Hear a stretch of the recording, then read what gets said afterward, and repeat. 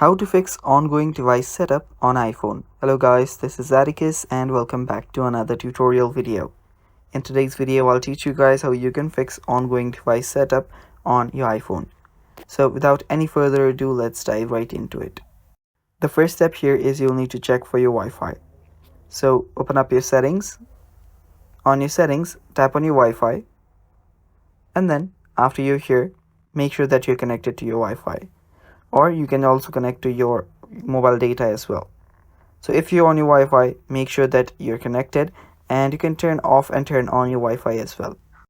After doing that, you can head back, and after you have made sure that you have a stable connection, you can restart your device.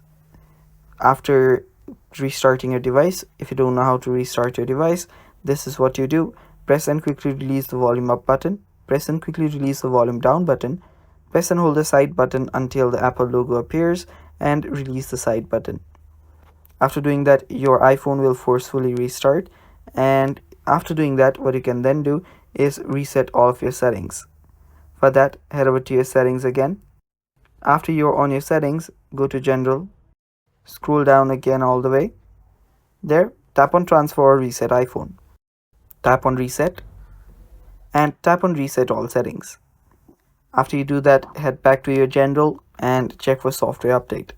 If you have any software update available, tap on Update and update your software. After doing that, your problem should get fixed. Thanks for watching, stay tuned for more, and bye-bye.